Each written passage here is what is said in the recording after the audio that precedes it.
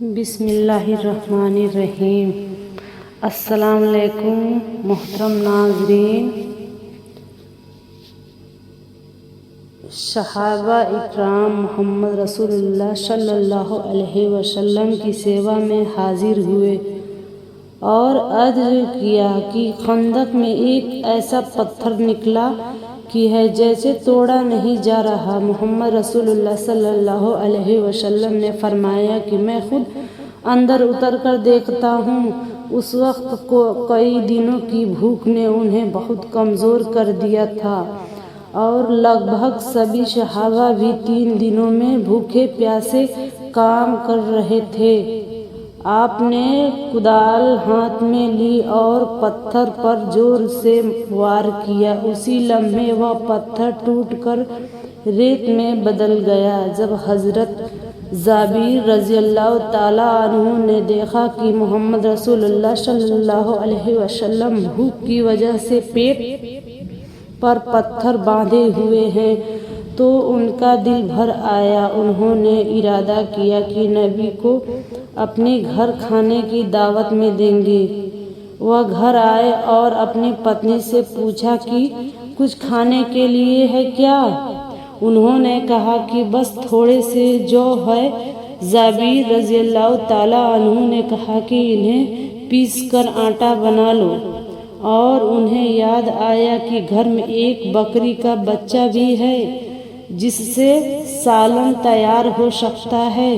وہ تیزی سے واپس محمد رسول اللہ صلی اللہ علیہ وسلم کی خدمت میں پہنچے اور دھیرے سے عرض کیا کہ میں غریب آدمی ہوں، لیکن دل چاہتا ہے کہ آپ ایک وقت کا کھانا میرے گھر کھا لیں۔ اگر آپ میری دعوت قبول کر لیں تو مجھے بڑی خوشی ہوگی۔ محمد رسول اللہ صلی اللہ علیہ وسلم نے مسکرا کر کہا۔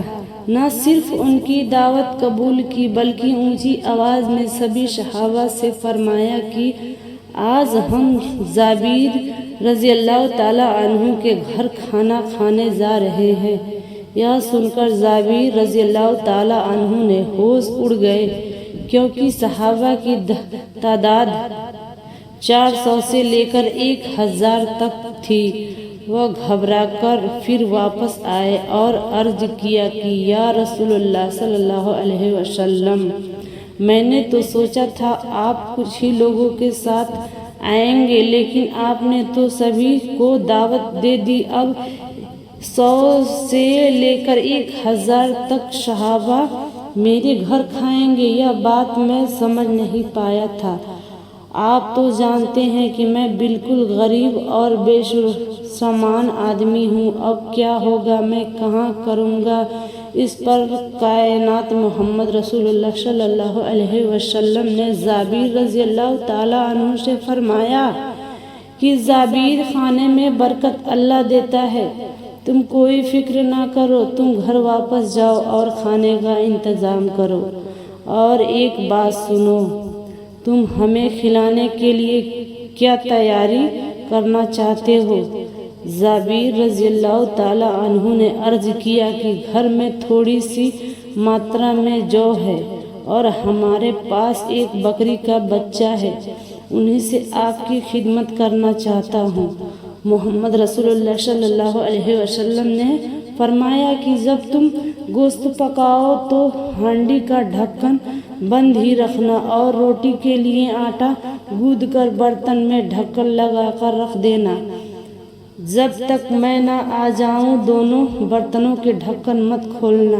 یہ سن کر جابر رضی اللہ تعالیٰ عنہ نے بہت خوش ہو کر گھر لوٹے۔ اللہ کے رسول نے ان کی دعوت قبول کر لی تھی۔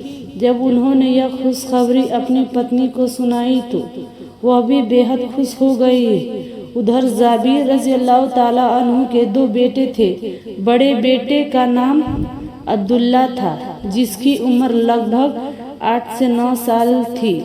جابر رضی اللہ تعالیٰ عنہ نے اسے آواز دی، بیٹا عبداللہ ادھر آؤ، ہمیں اپنی بکری بچے کو ذبح کرنا ہے۔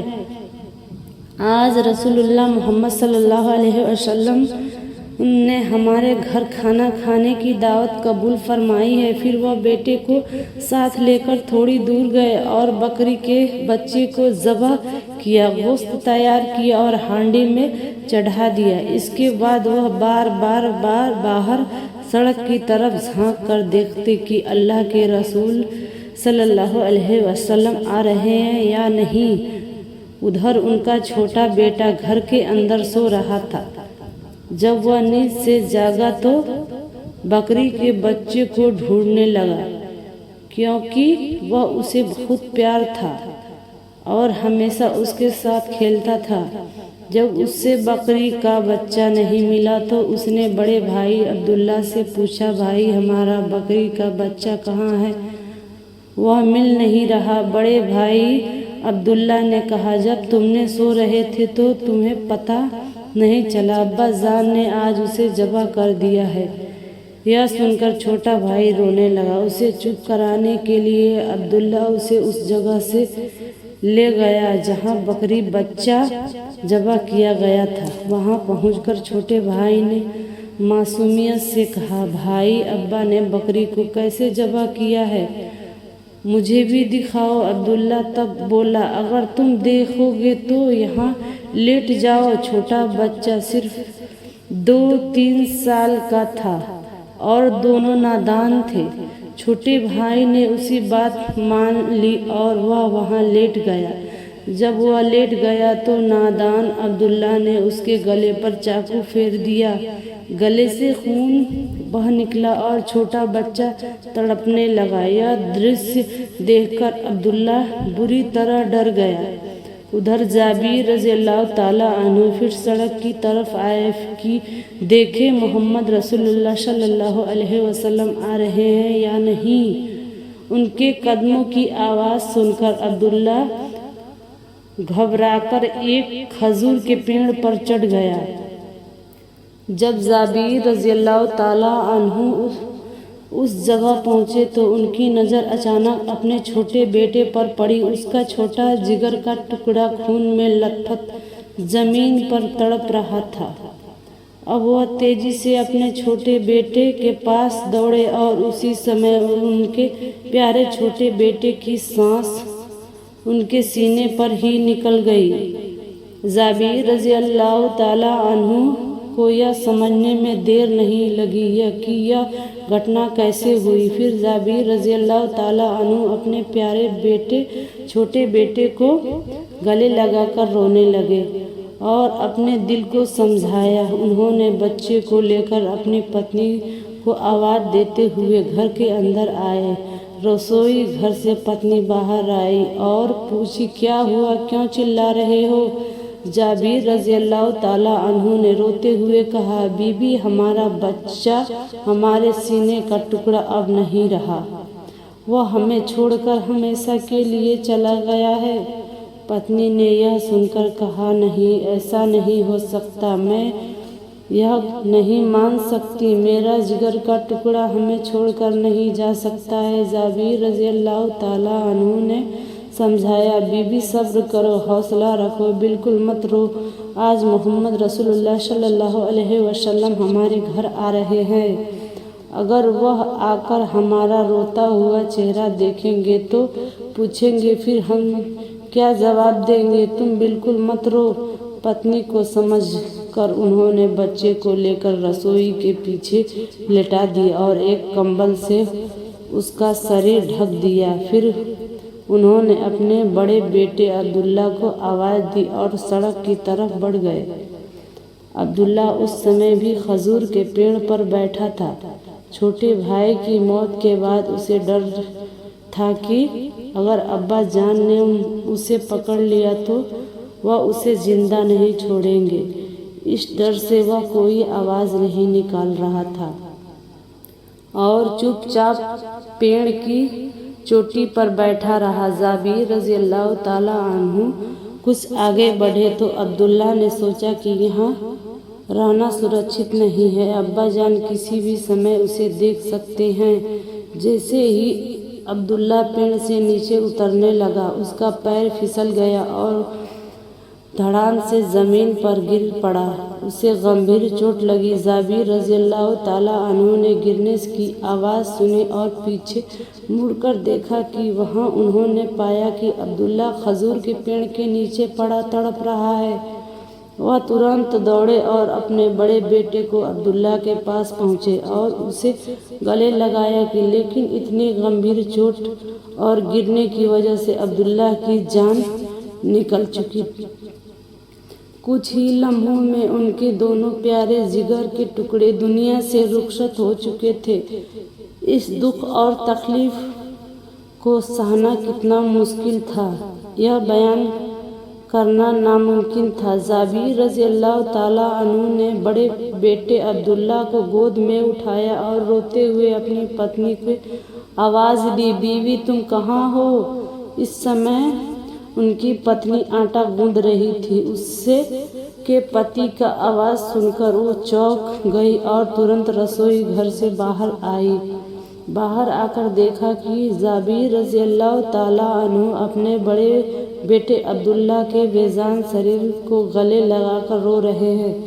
यह दृश्य देखकर वह खुद रो कर नहीं सकी और चिल्लाकर कहने लगी, यह नहीं हो सकता, मैं यह नहीं मान सकती। आज अल्लाह के रसूल मोहम्मद सल्लल्लाहु अलैहि वसल्लम ने हमारे घर की दावत कबूल की है और आज ही हमारे जिगर के टुकड़े हमें छोड़कर चले जाएंगे। मैं यह नहीं मान सकती। जाबिर रज़ी अल्लाह ताला अन्हु ने शांत स्वर में कहा, बीवी इतना रोना धोना मत करो। तुम इस घटना को अभी समझ नहीं पा रही हो। मेरा दिल कहता है कि यह हमारी कठिन परीक्षा है। इस परीक्षा में हमें सफल नहीं होना, हमें सफल होना है। सब्र करो, मत रो, शांत रहो, मत जाओ और खाना तैयार करो। अभी अल्लाह के रसूल मोहम्मद सल्लल्लाहु अलैहि वसल्लम हमारे घर आने वाले हैं। अगर वह आकर देखेंगे कि हम दोनों रो रहे हैं तो हमारे घर का खाना किसी भी हाल में स्वीकार नहीं करेंगे। हम मोहम्मद रसूलुल्लाह सल्लल्लाहु अलैहि वसल्लम से अपनी जान से भी अधिक प्यार करते हैं, यहाँ तक कि अपने बच्चों से भी। हमें दुख होगा तो कोई बात नहीं, लेकिन अपने रसूल के दिल को तकलीफ नहीं देंगे। यह कहकर जाबिर रज़ी अल्लाह ताला अन्हु अपने बड़े बेटे अब्दुल्ला को लेकर रसोई के पीछे छोटे बेटे के पास लेटा दिया और दोनों एक कंबल से ढक दिया। पीछे सहाबा की लंबी कतार दिखाई दी, इसलिए जाबिर रज़ी अल्लाह ताला अन्हु दौड़कर सड़क की तरफ गए। फिर उन्होंने घर के अंदर ले आए और पत्नी को आवाज़ देकर कहा, अल्लाह के रसूल मोहम्मद सल्लल्लाहु अलैहि वसल्लम हमारे घर आए हैं, जल्दी खाना पेश करने की तैयारी करो। पत्नी ने आटे का खमीर मोहम्मद रसूलुल्लाह सल्लल्लाहु अलैहि वसल्लम के सामने रखा। उन्होंने इसमें थोड़ा सा लब मुबारक डालकर बरकत की दुआ की। उसके बाद गोश्त की हांडी के पास गए और उसमें भी थोड़ा सा लब मुबारक डालकर दुआ की। फिर फरमाया, तुम इस हांडी को चूल्हे से नीचे मत उतारना, वहीं से सब्जी गोश्त निकालकर पेश करना। इसके बाद घर के अंदर मोहम्मद रसूलुल्लाह सल्लल्लाहु अलैहि वसल्लम के बैठने का इंतज़ाम किया गया। दास्तानें बिछा दिया गया। कुछ सहाबा को घर के अंदर बैठाया गया और बाकी सभी को घर के आंगन में बैठने दिया गया। फिर जाबिर रज़ी अल्लाह ताला अन्हु ने मोहम्मद रसूलुल्लाह सल्लल्लाहु अलैहि वसल्लम को घर के अंदर जाने की दावत दी। जब मोहम्मद रसूलुल्लाह सल्लल्लाहु अलैहि वसल्लम ने घर के अंदर एक कदम रखा और दूसरा कदम अब भी बाहर था, ठीक उसी समय अल्लाह के हुक्म से फरिश्ता जिब्राइल अलैहिस्सलाम तशरीफ़ लाए। उन्होंने सलाम किया और कहा, अल्लाह पाक ने आपसे फरमाया है कि जब आप जाबिर के घर खाना खाएंगे तो आप उनके दोनों बेटों को लेकर उनके साथ बैठकर खाना खाएंगे। यह कहकर जिब्राइल अलैहिस्सलाम गायब हो गए। मोहम्मद रसूलुल्लाह सल्लल्लाहु अलैहि वसल्लम घर के अंदर یا کہہ کر جبرائیل علیہ السلام غائب ہو گئے۔ محمد رسول اللہ صلی اللہ علیہ وسلم گھر کے اندر پرویش کرنے کے بعد باہر کی طرف مڑے اور جابر رضی اللہ تعالیٰ عنہ سے فرمایا، جابر تمہارے 2 بیٹے ہیں، انہیں بلاؤ، ہم سب ایک ساتھ کھانا کھائیں گے۔ جابر رضی اللہ تعالیٰ عنہ نے کہا، یا رسول اللہ صلی اللہ علیہ وسلم، وہ چھوٹے بچے ہیں، شاید کہیں کھیل رہے ہوں گے، آپ سب مل کر کھانا کھا لیجئے، وہ بعد میں کھا لیں گے۔ محمد رسول اللہ صلی اللہ علیہ وسلم نے فرمایا، نہیں، تم انہیں ابھی بلاؤ۔ لیکن جابر رضی اللہ تعالیٰ عنہ نے پھر کہا، وہ بعد میں کھا لیں گے، آپ لوگ شروع کریں۔ اس پر محمد رسول اللہ صلی اللہ علیہ وسلم نے کچھ سخت انداز میں فرمایا، جابر تم سمجھ نہیں رہے ہو، تمہارے بیٹوں کے ساتھ مل کر کھانا کھانا یا میری اچھا نہیں بلکہ اللہ کی اچھا ہے، دیر مت کرو، جلدی سے اپنے بیٹے کو میرے پاس لے آؤ۔ یہ سن کر جابر رضی اللہ تعالیٰ عنہ کچھ دیر چپ رہے۔ اسی دوران محمد رسول اللہ صلی اللہ علیہ وسلم نے کان میں گھر کے اندر سے کسی کے دھیرے رونے کی آواز آئی۔ انہوں نے پوچھا، اے جابر، گھر کے اندر کون رو رہا ہے؟ جابر رضی اللہ تعالیٰ عنہ نے کہا، حضور میرے ساتھ آئیے، آپ کو آپ کے سارے سوالوں کے جواب مل جائیں گے۔ یہ کہہ کر جابر رضی اللہ تعالیٰ عنہ محمد رسول اللہ صلی اللہ علیہ وسلم کے ساتھ لے کر رسوئی کے پیچھے گئے، وہاں کمبل سے ڈھکے 2 شریر دکھائے اور کہا، یہ میرے دونوں بیٹے ہیں۔ یہ دೃಶ್ಯ دیکھ کر محمد صلی اللہ علیہ وسلم زمین پر بیٹھ گئے، دونوں بیٹوں کے سامنے پر اپنے دونوں مبارک ہاتھ رکھ کر فرمایا، اے جابر کے بیٹو، میں محمد رسول اللہ صلی اللہ علیہ وسلم اللہ ہوں، میں تمہیں بلا رہا ہوں، اٹھو اور میرے ساتھ کھانا کھاؤ۔ جیسے ہی یہ الفاظ کہے گئے، اللہ کے حکم سے دونوں بچوں کی جان واپس ان کے سینے میں آ گئی اور دونوں زندہ ہو گئے۔ سبحان اللہ۔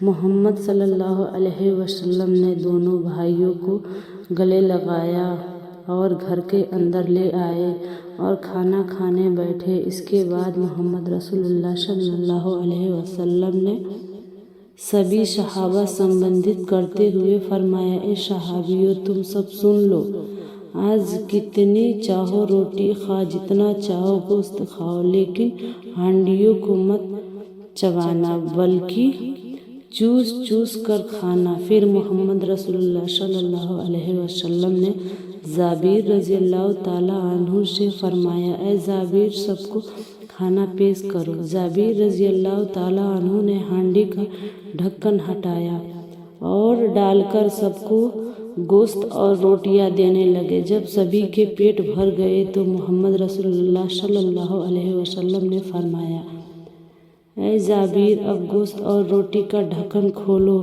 جب جابر رضی اللہ تعالیٰ عنہ نے ڈھکن کھولا تو دیکھا کہ ہانڈی میں پہلے کتنا ہی گوشت تھا، ایک ٹکڑا بھی کم نہیں ہوا، اور روٹیاں پہلے جیسی بھی ویسی تھی۔ یہ دیکھ کر یہ اچنبھت رہ گئے۔ اس کے بعد محمد رسول اللہ صلی اللہ علیہ وسلم نے جابر رضی اللہ تعالیٰ عنہ سے فرمایا، اے جابر، سب کے کھانے کے بعد ساری ہانڈیاں میرے سامنے لے آؤ۔ جابر رضی اللہ تعالیٰ عنہ نے ساری ہانڈی محمد رسول اللہ صلی اللہ علیہ وسلم کے سامنے پیش کر دی۔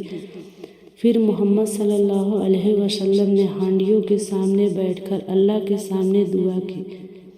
اسی سمے جابر رضی اللہ تعالیٰ عنہ کے چھوٹے بیٹے کی وہ بکری جس کے ذبح کیا گیا تھا، ہانڈیوں کے بیچ سے نکل کر زندہ دوڑتی ہوئی باہر آئی۔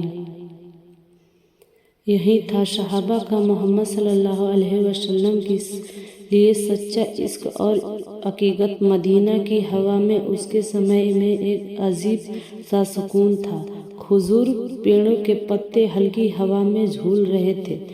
دور مسجد نبوی کی طرف سے اذان کی آواز سنائی دے رہی تھی۔ لوگ ایک ایک کر کے اللہ کے راستے پر لوٹ رہے تھے۔ نبی کریم محمد صلی اللہ علیہ وسلم اللہ کا پیغام پہنچا رہے تھے، لوگوں کو ایک اللہ کی عبادت کی طرف بلا رہے تھے، لیکن سب خوش نہیں تھے۔ مدینہ کے کچھ یہودی قبیلے ایسے بھی تھے جو نبی کریم محمد صلی اللہ علیہ وسلم کی دعوت برداشت نہیں کر سکتے تھے۔ ان کے دلوں میں حسرت اور دشمنی تھی۔ ان کی میں سے ایک یہودی عورت تھی جس کا نام لبیدہ بنت اسمام تھا۔ وہ جادو میں ماہر تھی اور تماشک طاقتوں کی پوجا کرتی تھی۔ ایک دن اس نے نبی کریم محمد صلی اللہ علیہ وسلم کو نقصان پہنچانے کا ارادہ کیا۔ اس نے سوچا کہ اگر کریم محمد صلی اللہ علیہ وسلم کو تکلیف پہنچا دی جائے تو ان کی دعوت رکے گی اور ان کے ماننے والے کمزور پڑ جائیں گے۔ پھر ایک دن اس نے چالاکی سے وہ کنگھی حاصل کر لی جو نبی کریم محمد صلی اللہ علیہ وسلم استعمال کرتے تھے۔ اسی کنگھی میں نبی کریم محمد صلی اللہ علیہ وسلم کے بالوں کے کچھ گچھے تھے۔ تبیدہ کے ان بابوں کا لے کر ایک دھاگے میں 11 گانٹھیں باندھی اور ہر گانٹھ پر جادو کا منتر پڑھا اور شیطان کا نام لے کر پھونک ماری۔ پھر انسان گانٹھ باندھ چیز کو کھجور کے سوکھے چھلکوں میں رکھ کر جھروانا ناممکن ایک پرانے کنویں میں پھینک دیا۔ کچھ ہی دنوں میں جادو کا اثر نبی کریم محمد صلی اللہ علیہ وسلم پر دکھانے لگا۔ کبھی دل اداس محسوس ہوتا، کبھی لگتا کہ کوئی کام نہیں ہے اور کبھی محسوس ہوتا کہ نہیں کیا۔ صحابہ اکرام حالات دیکھ کر